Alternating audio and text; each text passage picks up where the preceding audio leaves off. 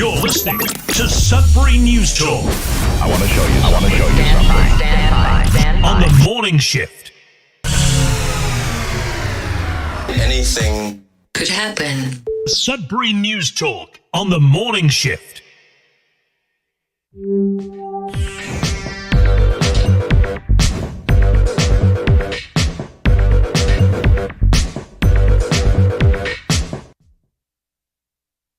All right, good morning, everyone. Welcome to Sudbury News Talk on the morning shift. I'm AJ Walsh. I'm glad to be here with you. I'm glad you're here with us.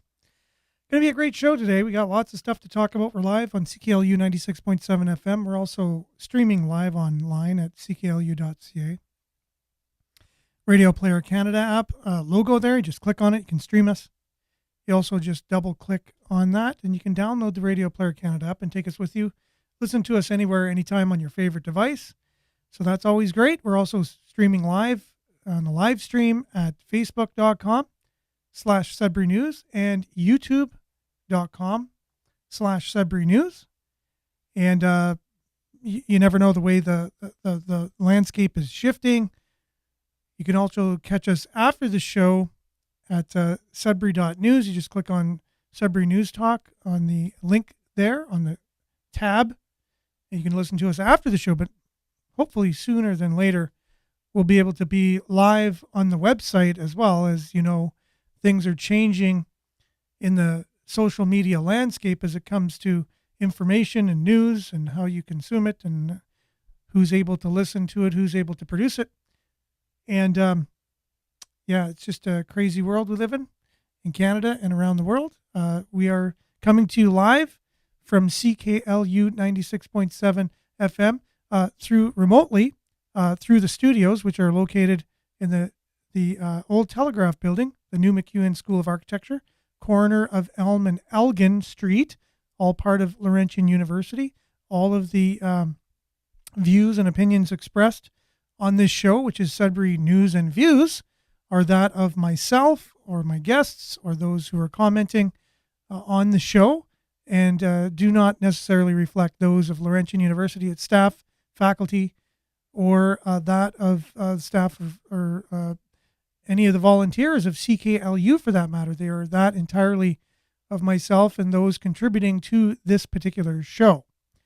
So that disclaimer being said, we have many people already joining us online here. I want to refresh our page so I can see the comments on the large monitor. Good morning, Monique.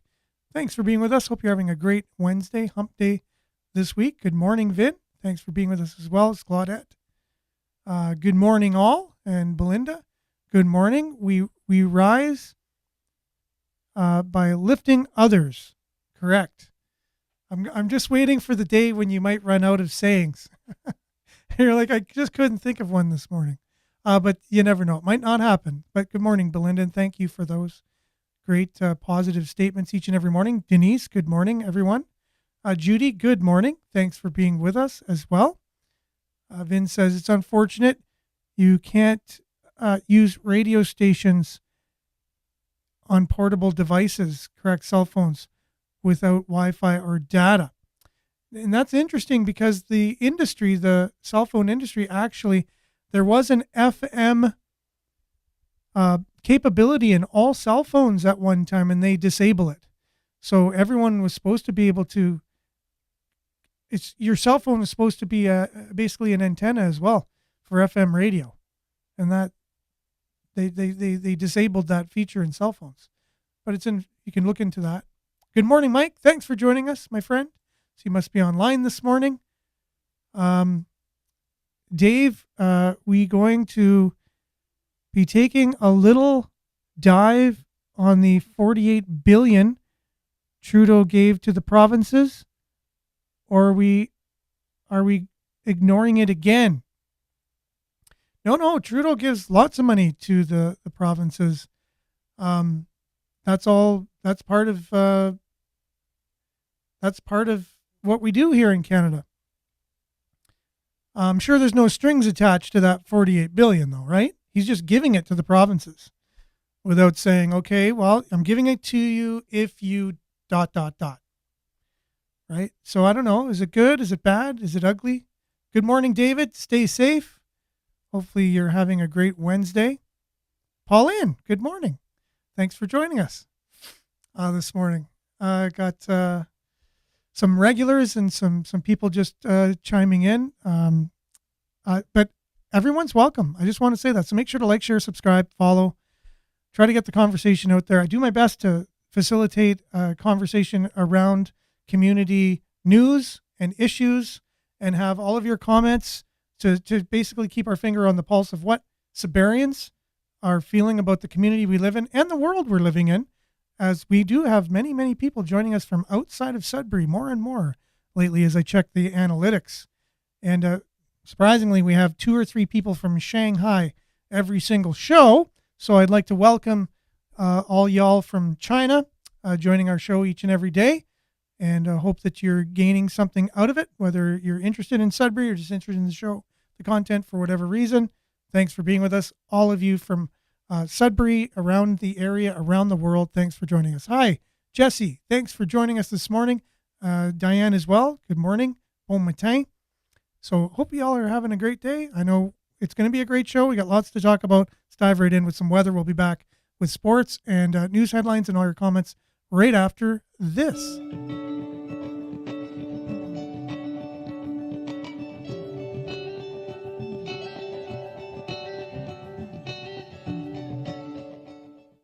Sudbury weather brought to you by SudburyWeather.ca. It's currently 12 degrees, mostly cloudy. Wind is mild, and today we can expect mainly sunny, high of 24. But the humidex, though, it's feeling like a couple degrees warmer.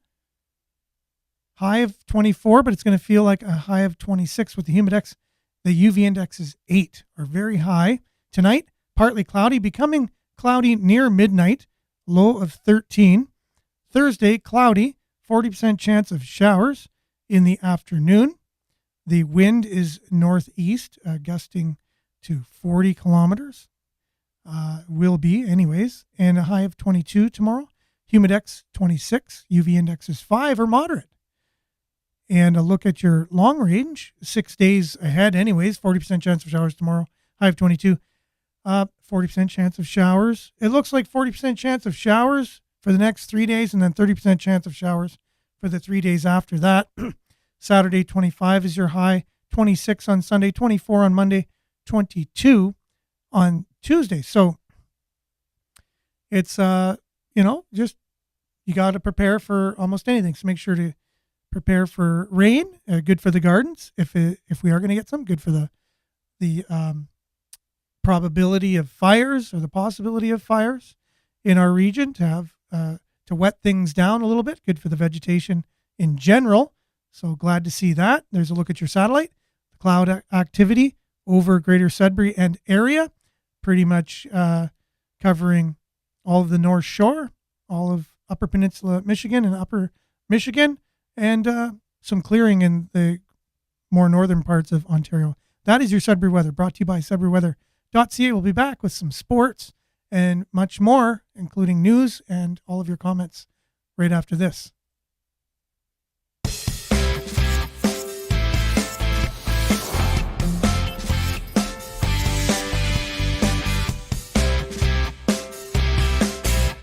Sudbury Sports brought to you by that Sudbury sports guy, Randy Pascal, and his sports website, sudburysports.com. And here's a story coming from Randy Pascal. It's there's some girls from St. Ben's, and they're going to move on to the Nationals, playing for the national flag football team. And I don't want to slaughter names, but we'll try here with the names: Nevia Spadafora, Alamede Fada Hunsi, Chiamaka Evenso, and Emily Rocca will represent Team Ontario at the National Championships. And I have the, here you go. So basically, after competing in a jamboree setting, mini tournaments in both Ottawa and Toronto this spring, along with hosting a pair of games in the Nickel City, 6 members of the Bears team were invited to Team Ontario tryouts, with 4 moving on to compete at the 2023 under 18 women's tackle national championship in the nation's capital on July 23rd. It says July 23rd to the 20th, so maybe it's the 20th to the 23rd, but it is what it is. It's later in July, near the end. So congratulations to those young women and doing that. And also congratulations, a big win to the Sudbury SC Italia. They were the inaugural winners of the first ever soccer tournament in the Sioux, and they brought home a $3,000 prize from that.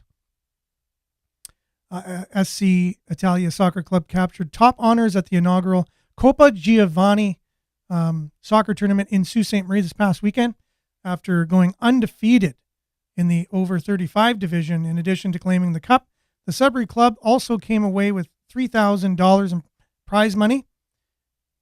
And that's what it said in a news release from Sudbury Regional Competitive Soccer League. So congratulations to SC Italia Soccer Club for making Sudbury proud in the Sioux. That is your Sudbury Sports, brought to you by SudburySports.com.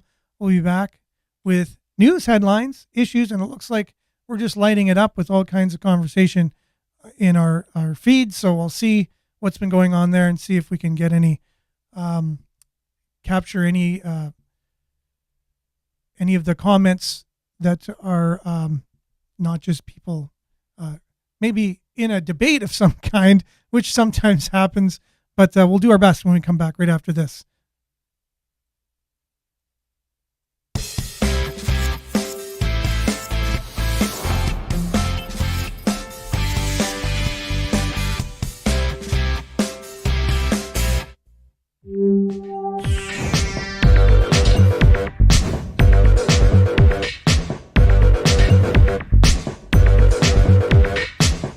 Okay, and we are back trying to capture some of our news headlines, but Miles was chiming in just before we went to the sports segment and basically talking about with healthcare. I know the healthcare monies forwarded explained on the regular news. The provinces need a concrete plan on healthcare to get those funds, correct? Which is, I think, good to have a good concrete plan anyways, right? There's nothing wrong with that.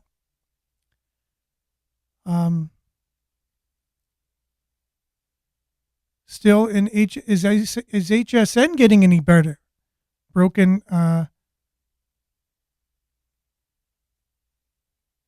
2 weeks ago, David. Let me see. My eyes aren't the greatest on this. So let me see. Oh, you had a broken tibia 2 weeks ago. Sorry to hear that. That's terrible. But yeah, so I guess from firsthand experience, you're noticing HSN isn't getting any better. I guess maybe they can welcome some more money. I know whenever you receive money, there's a possibility that it can get better. History shows, though, that money doesn't really do the trick. And that's the problem with this idea of throwing money at things and expecting it to get better. String has to be spent on healthcare. Can you imagine that? It's for healthcare and has to be spent on healthcare. Okay, yeah, that's true. And but again, right? So you don't look into the details of maybe we need more digital tracking of people as part of it. I think I read at some point, like there are other things that are coming with this money that the provinces have to do and have to conform with. And that's part of what the federal government wants. And before you get the money, you got to do what we want. It's not just, here's the money. You guys know what to do. It's your health care in Ontario. It is your mandate as a province to take care of healthcare. So here's some money to help you do that. You make the decisions. No, it doesn't work that way. It's like, here's the money, but this is what we want you to do. Am I right on this or am I wrong on that? Are there any strings attached? Is it as simple as what you say, Dave? The strings are that it's just for healthcare? Is it that simple? Is it really? They're just saying, okay, here, Ontario, here's the money. It's just for healthcare. What you just said. That's what you just said. There's no strings attached other than that. Okay. Well, if that's what you want to believe, that's great. Maurice, good morning. Thanks for being with us. And Monique, good day, y'all. Well, you said all, but I put the y'all in there. Thanks for being with us. Okay. Now we're going to, the fire ban. We're going to be talking about that a little bit later. Thanks for joining us, Isaiah. First time I've seen you on. So thanks for being with us, joining us from YouTube, which is great. Fire ban. Yeah, we'll be talking about that. Good stuff. Good morning, everyone. Thanks for joining us, Mona. Brian, happy hump day. Not as depressing as Monday. Not as exciting as Friday. Well, that's a really great quote as well. So Miles is saying better management with more scrutiny usually helps more, possibly, yeah. And I'm not saying it's a bad thing. I'm just saying there's not no strings attached to the money. Like we need to look at what those strings are. I'm saying I've heard a few things and looked into it a little bit. I know there's strings attached. It's not just here's the money, do with it what you may. Yep, they have to spend it all on healthcare. They have to improve it. Cool. So the federal government in this statement says the federal government came to the provinces and says, we want you to improve healthcare. Here's $48 billion. News at 11. And that's all there is. That's all the details. Improve it. Okay. But how? Maybe the federal government has some ideas of how they feel the provinces need to improve it. And in that money, I mean, as a stipulation to get the money, they're saying what those things are, possibly. Maybe there are some strings. Good morning, Danica. Thanks for being with us. Got quite a few people on with us today. Jerome as well. Good morning. I hope you guys are having a great day. Belinda says, no strings attached, to me, means more mismanagement of money because there's no clear plan. Exactly. No, again, if the only strings attached are just give us a good plan to make sure you know what you want to do with the money and then here's the money, that's great. But if the federal government is saying, here's the money and here's what we need you to do in order to get the money, that's a different thing altogether. Seen The Sound of Freedom with my adult son last night. Hey, that's cool. I'm definitely looking forward to seeing it myself. I don't know if I'll have the time to be able to get out to the theaters to see it. I'm going to see it either way. I know that. Jerome, like you, have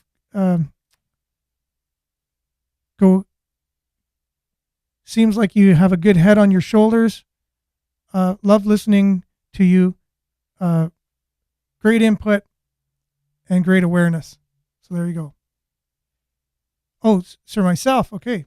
Appreciate it. Thank you very much. Thank you. Of course, healthcare is provincial. Oh, okay.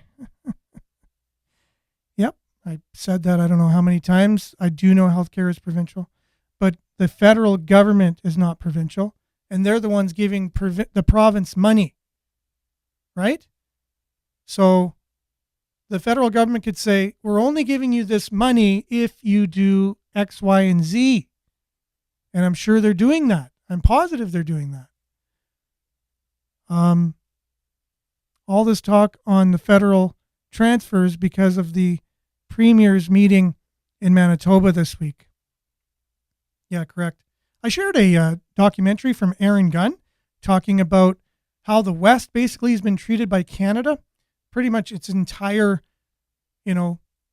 time of that Canada was a country, basically, and how the money transfers and all that works and the calculations they work. Basically, Alberta and Western provinces have definitely gotten a raw deal, and he makes a really good case. I encourage all of you to go and see that. It's on our Facebook page. It's the the top thing that I shared today. So if you want to dive into how Alberta and the Western provinces have been treated historically, a little bit of history there, and how they're currently being treated, it's really good to look into that. Speaking of money coming to provinces, it's probably a good time to check that out, right? All right, so Vin says, and again, I have to get it up on the big screen here. My eyes, the more I'm reading, are not doing me any good. Perception of improvement on healthcare varies. Some feel CEOs need more money. Okay, others believe the speed and efficiency is the greatest concern. That's true. It's a huge debate. It's not a black and white thing. How do you make healthcare better? If anyone had the simple answer, and Monique is saying our healthcare is a joke, and it is. If anyone's gone there, like David recently went there, he realized that HSN, when you go there in there as a person, you could deem it as a joke, as I have also saw firsthand myself, that it is it's not in a great way at all. It's not where you feel your hard-earned tax money is going to a lot of good things, to making your life simpler, and you know, when you're sick or you need services, you go there and you think, is this the way I would want my healthcare to be? Just think of that the next time you're there. Am I being treated exactly the way that I would hope that's a good use of my tax dollars being spent? So in the news today, in Sudbury, unfortunately, sad news to start off today's show. A&J Home Hardware founder Arnell Michel has died, and the Michel family has owned Gloria's restaurant for many years, and that mall that they were in. They've owned that, the A&J Hardware, Gloria's restaurant.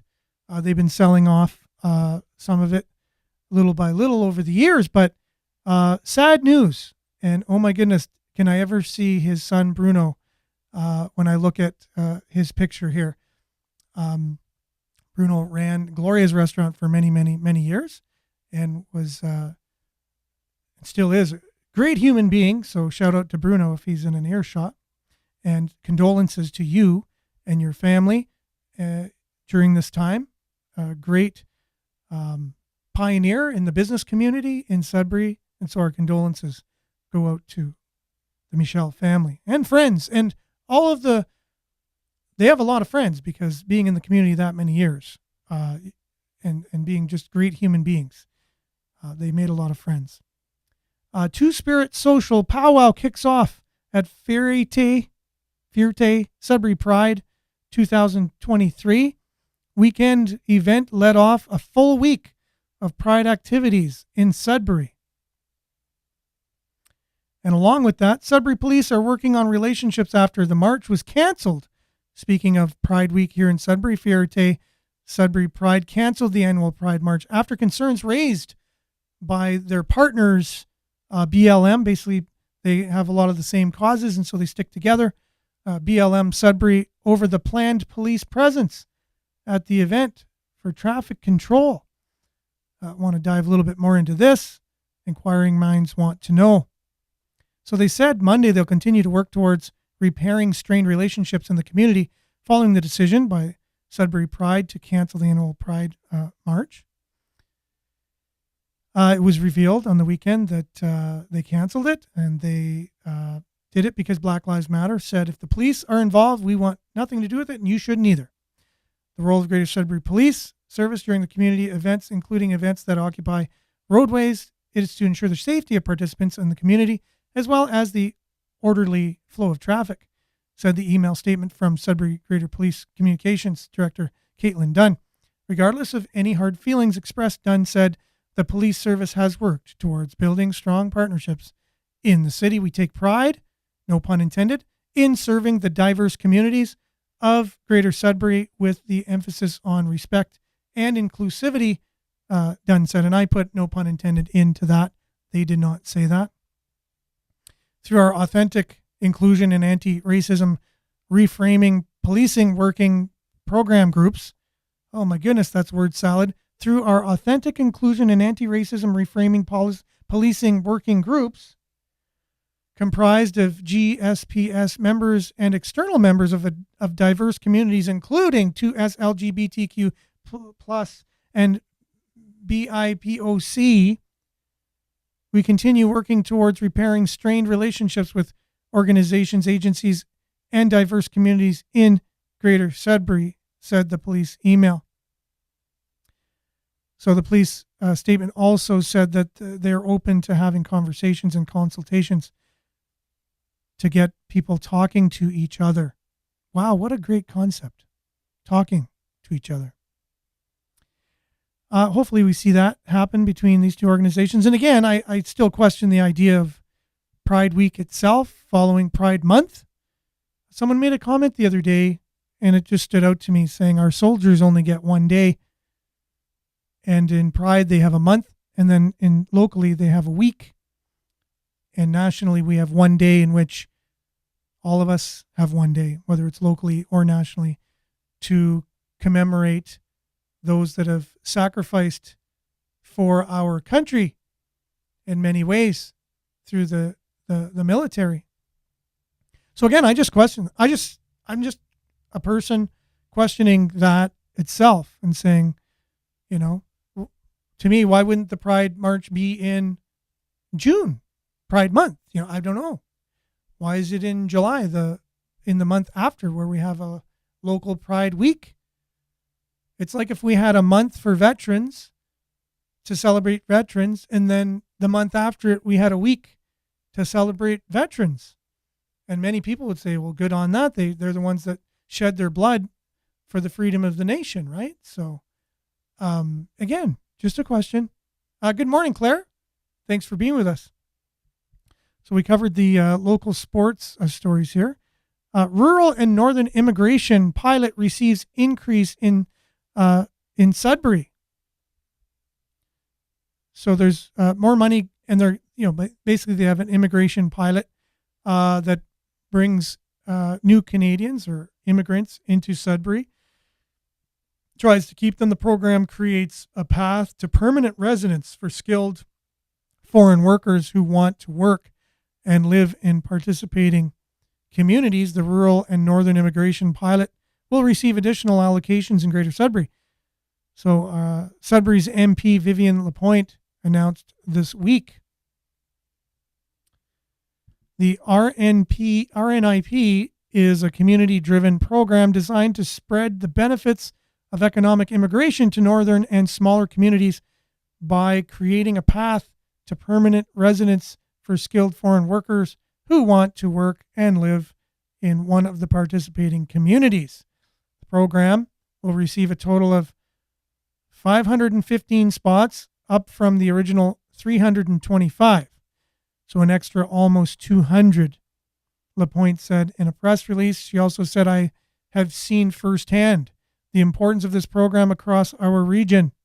Not only has the program directly addressed gaps and challenges, such as the labor shortages, but it also continues to drive economic prosperity for our communities in ways that will have a generational impact.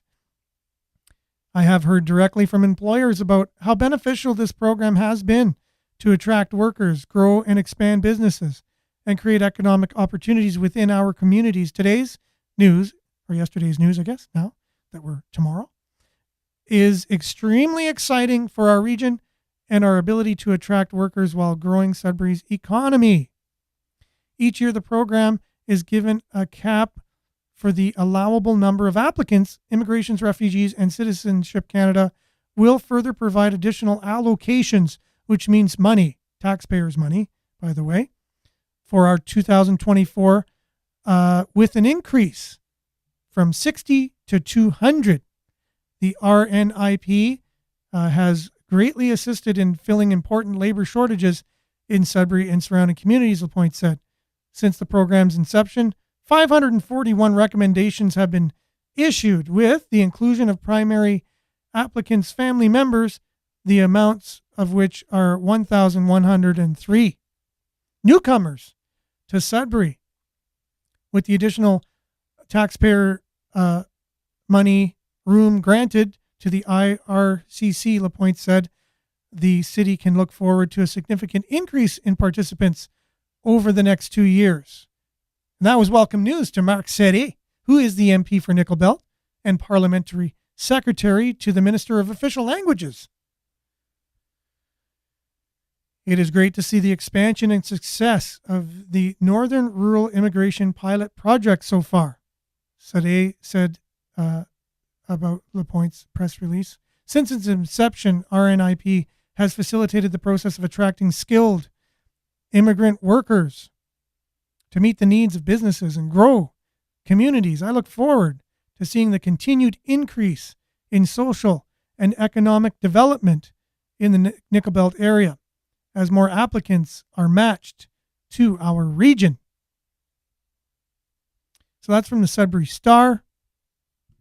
Grateful for their reporting on it. The previous stories that we alluded to and read from were read from Sudbury.com. They came from Sudbury.com. Maggie says in response to that story, another position created. Where's all the money coming from? Our soldiers have to pay for their own gear. And he's giving money away again. Okay, so that's a good point, right? I think just recently we realized that our soldiers, instead of having taxpayer money being paid for their equipment and their gear, the soldiers have to pay for it themselves. And but because there's not enough money.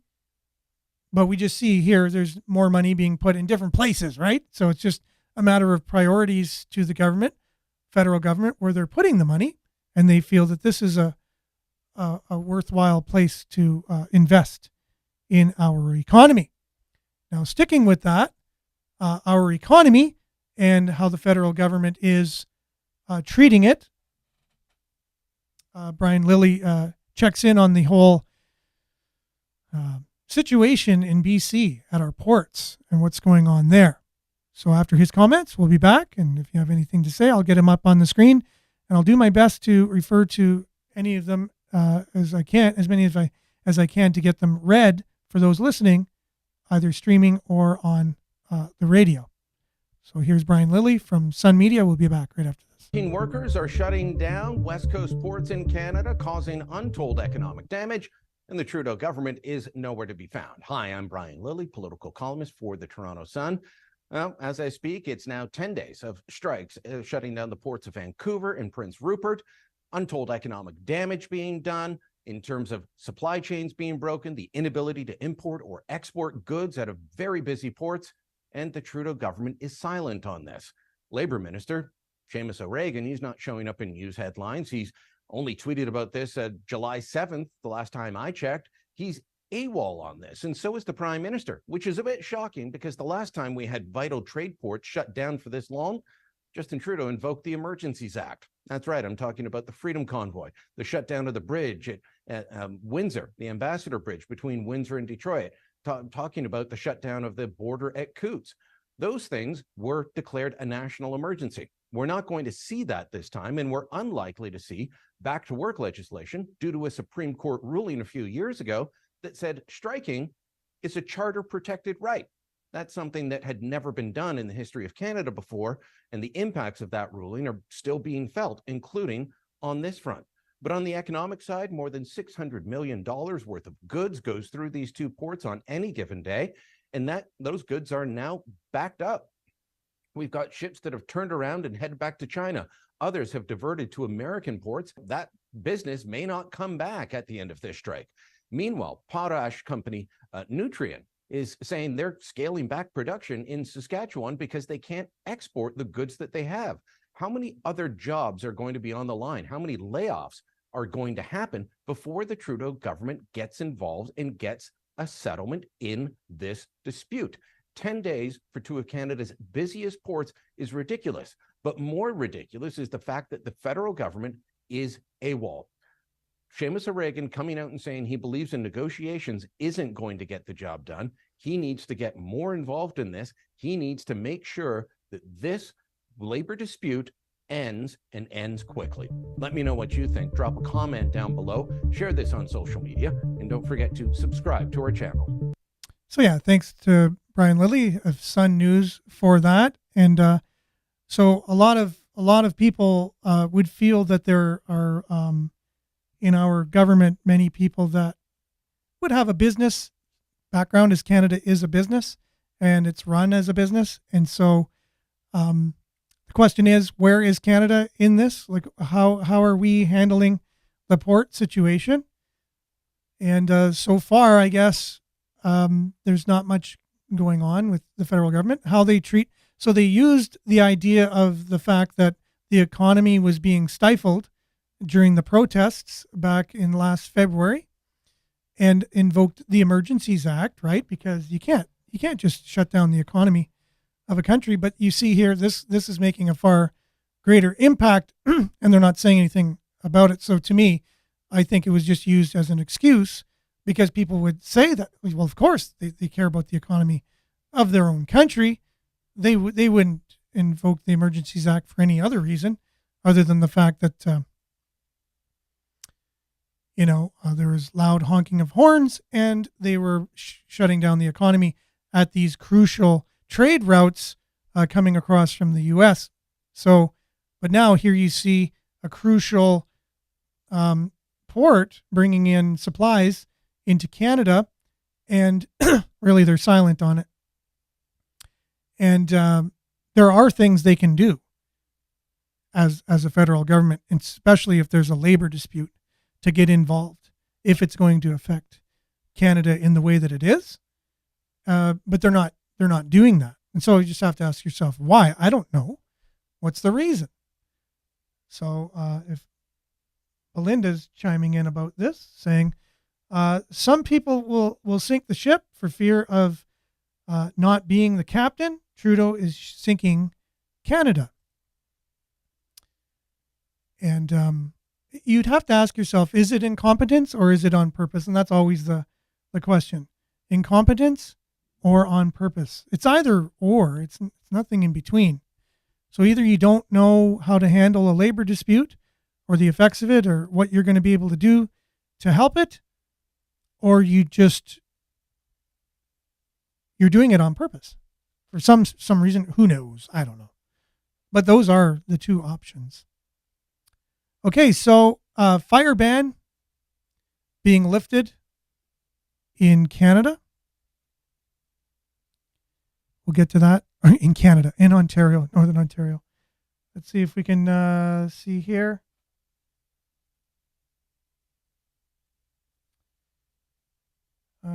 Stephen, Seamus O'Regan in the news at least a few hours ago, saying he is insisting that the two sides meet. Okay, so that was that came out yesterday. And so if he came out this morning, that's great. So now he came out saying he wants the two sides to meet. So we'll see how that goes. Thanks for the update on that, by the way. Let's see here. Dave, I'm kind of losing these comments as I'm going up here. Bit of an anti-labor rant here, I think here. The minister, okay, we're losing it as more comments come in. The Minister of Labor has given them 24 hours to settle. And isn't that too bad ships had to go back to China? Well, it is too bad that ships had to go back to China. That means companies who get their goods made in China and deliver them to Canada weren't able to sell them. They're going to go somewhere else, and they're going to not honor the business deals they made in the future with those companies, with Canada or with the companies in Canada, because they can't get their goods here. If they can't get their goods here, they're going to take their goods somewhere else. It's not good for an economy. If you understand how economies work, global economies, countries deal with each other. There's trade agreements, and you have to honor those trade agreements. If you can't get your goods to the person you made a trade agreement with, you are in default of that trade agreement. And if your government is not helping you to fulfill those, that's the whole reason for government, is to help you honor those agreements with other countries and keep the GDP going and keep the economy going, keep the supply chain going. This is a deep thing. And for them to wait until this morning, and you guys are good with that, you really don't understand economics, first of all. And you're really just cheerleaders for a political side, not for what's happening. So that won't help anybody just to be, getting political here. It's how this particular issue is being handled. That's all. It's not a political thing. Whoever makes the decisions might happen to be in a political party, right? But what are you doing with that authority and power? I don't care what party you're in. It's what you're doing. So we got to take off our political glasses and stop accusing me of just being political and going after these people because I myself have a political gain to make by putting down another side is not where I'm coming from. I'm coming from what's happening now, who's in power now. Like when Polyev gets in power and you still watch this show, I'm going to be just as critical as what he's doing than I am with the current government, just as I would be with any buddy in government. It doesn't matter. It's what you're doing, not where you're from doing it. It doesn't matter. So that's it. Northern Ontario communities lift fire bans. And I noticed Dave, and I wasn't able to get the comment, he said they're just giving out contracts. They're bidding for the Pioneer Manor, and there's no local workers going to be involved in that. And that's an issue too. I mean, if you're from Sudbury, you should be saying, why aren't people from Sudbury getting the jobs to do contracts in Sudbury? Now, there may be reasons for that, but that is a really great question that I don't have the answer for, right? But that's a really good question. That's the kind of question we're asking here. It doesn't matter, politics aside, that's an issue that you want answers for. Cool. Yeah, principle over party. Exactly. Thanks for giving me a way of expressing that. Principle over party. Thanks, Finn. That's exactly right. I tend to agree with most things Pierre Poilievre says right now because he's in opposition. And it's easier to be in opposition and to be a critic of the people that are in power, right? And so my viewpoints will be more along those lines because I'm also critical of decisions that are being made and want the best country and the best community I could live in and vote in people hoping that they make really great decisions that impact me in a positive way because they're taking my money and lots of it. So they take 25% of my money off my paycheck.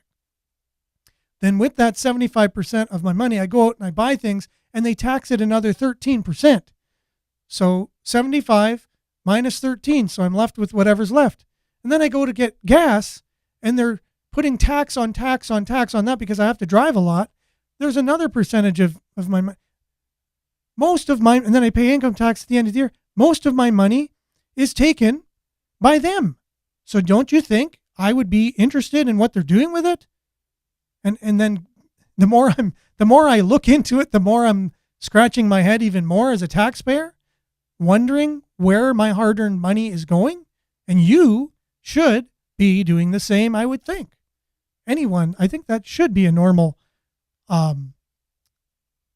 place of coming from thinking that way. I don't know. You think, unless you're a retired school teacher who makes over $70,000 a year income on retirement, which hardly anyone, almost nobody gets, you might think this is a good world to live in. You know, you get all your summers off while you're working, weekends off, depending on the extracurricular activity you're doing. Sure, you work hard like everyone else has to, but you get summers off, weekends off, and then a $70,000 a year paycheck, retirement. That is great. And so, yeah, you'd love anything the government does because your hard-earned money isn't going anywhere else but other than into your pocket. So you're going to have a different point of view. And if you went to universities early on in your life and were indoctrinated with that crap that makes no sense in the real world, and it's just Marxism indoctrination, and then you go out into the world and you're like, yeah, I'm a socialist because I learned that in university, and all these academics know what they're talking about. They're indoctrinating me. Where did my thoughts come from? Let me see. Myself? No, they came from my university education.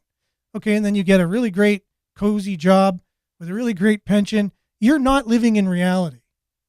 You're not. It's not the reality that everyone else lives in.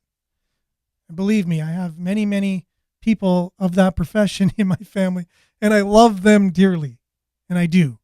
And they don't like it when people criticize the lifestyle of being a teacher, and they say, yeah, but we work really hard. But everyone else does too.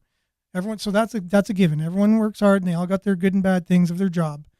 But the really great perks and benefits you get are way over and above most other people get, other than federal government employees, which we've seen there's been a 40% increase in that since Trudeau is taking over the country, basically. So a 40% increase in federal government workers who get really, really good benefits and pensions and whatever, and really great. They're paid way more than the public sector is to work. And so who do you think they're going to vote for? They're going to vote for whoever made it possible for them to have those jobs. And new Canadians coming in as well to the country by the droves. Who do you think they have? Who do you think they're going to vote for? All this is political, but it doesn't matter the party. I don't like the principle of that. It doesn't make any sense, right?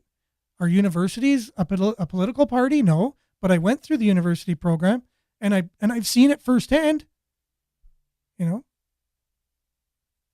Oh, thank you very much, Anne-Marie. Appreciate it. And I'm sorry to go on some rants like that from time to time. It is what it is. Some things, everyone gets triggered, I guess, in their different ways. But it all comes from a sincere desire to want to have the best community to live in, the best province, the best area, the best country. And if we can then, work from our homes, first of all, and then influence our community, and then influence the greater good that way, I think that's the way it works. You got to work on yourself first and try and do the best yourself in your own life and take responsibility for yourself, your thoughts, your actions, and know that you are accountable. But when our younger generation see people in power that aren't accountable, whether they're a CEO of a corporation, whether they're the CEO of a university or a hospital, whether they're a politician, a local MP, whether they're the prime minister of a country, and they see them doing things that are not right principally or even legally, and there's no accountability for them, what does that teach our children? What does that teach those that are going to be our future leaders? So that's why I'm passionate about the decisions that are being made that affect my community, my province, my country. And it doesn't matter what color your party banner is. It matters the things you do. Now, things you say are good. Now, you got to start by saying things, but the things you do are more important. And are they making your life better? Like, is there a principle behind the decision the particular leader is making? And can you see that principle? Like, why are they doing that? What is behind the decision they're making? What principle, foundational thing is behind the decision they're making that is going to affect your life? It cannot not affect it. Gas prices affect most people's lives. They just do. Some of them affect them to the point where they have to make different decisions in their diets and not eat as healthily. Is that a thing? Healthily? Eat as healthy? So that's a big thing. And when you're taxing on tax, you would have to go back to what's the principle of that? Like, is that right? Should you be doing that? Is there another way of doing things? And someone, I made a comment from Bill C-18 and Bill C-11 that just got passed to shut down independent media and make it so that way the CRTC can define what is real media in Canada and issue authoritative stickers or something, say, yeah, you're real news and you're going to get government money because you're real news according to what we say. And whenever you say something that's a little different, we're not going to give you funding, which means you don't have a business anymore. So government-funded media will be the only sanctioned media in Canada. And someone said, why don't they just basically give you tax credits for paying for media like they do like a charitable organization? So let's say I want to support the Sudbury Star to keep local journalism alive. Well, they can give me a tax rebate at the end of the year on my taxes because I'm supporting media. That's a way the government could help media, but then that takes away the control they have. So obviously they didn't want that, but that's a way to pay. The reason why they said they're instituting these bills is to help Canadian content, help producers of that content, right? And also benefit Canadians with more Canadian content. So that would have been a way to do it, a very easy, simple way. Another thing I thought a long time ago needs to be 2 public broadcasters at least to give you a choice. And on your taxes, you say, yeah, I want to support the CBC with my tax money, or I want to support the whatever other radio station there is that might serve up different points of view other than the CBC. And then you would have better control over the information we get, because each of those news organizations would then have to vie for your tax money, not just get handouts from the government for nothing. They would have to give good content and have listenership and readership and viewership of people that are viewing and reading and listening to their content, and then on their taxes saying, yes, I want to support that organization, not the other one.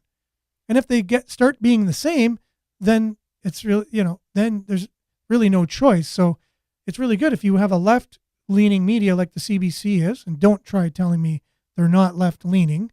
It's okay to be left-leaning as well, too, right? It's okay. It's human to think a certain way. It's okay to be left-leaning.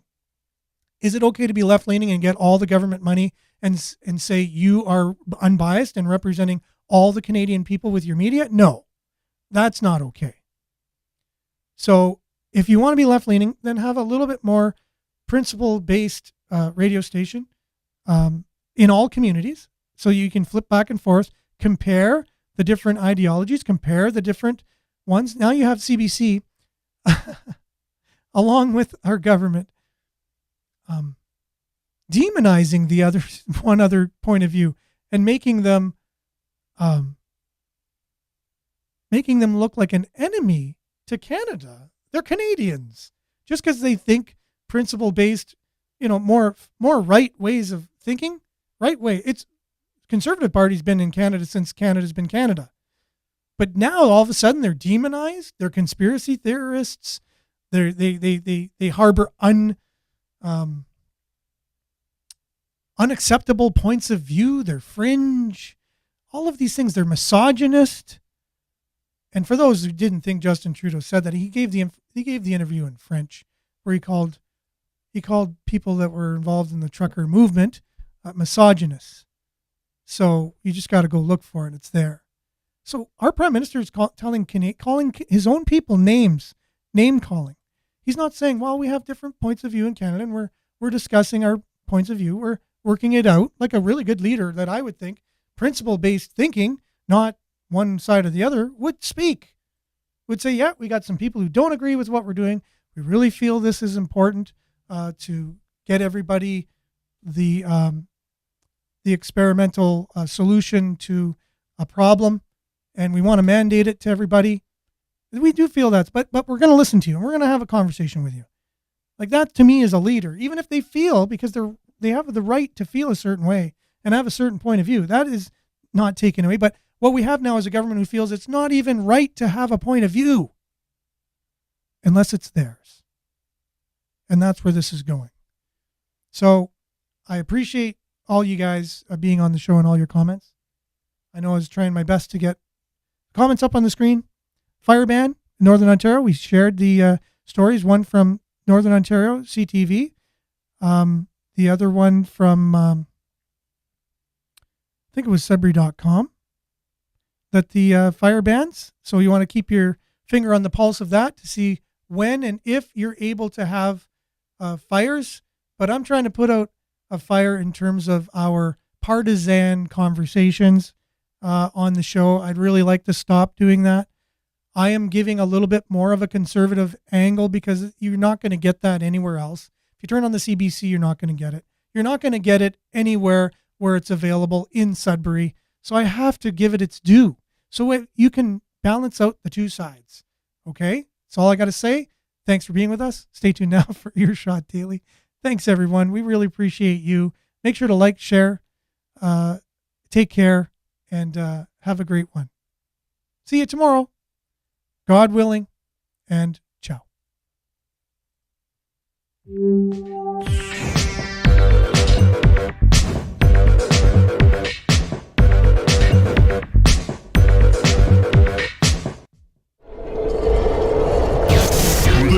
This is Sudbury News Talk on the morning shift.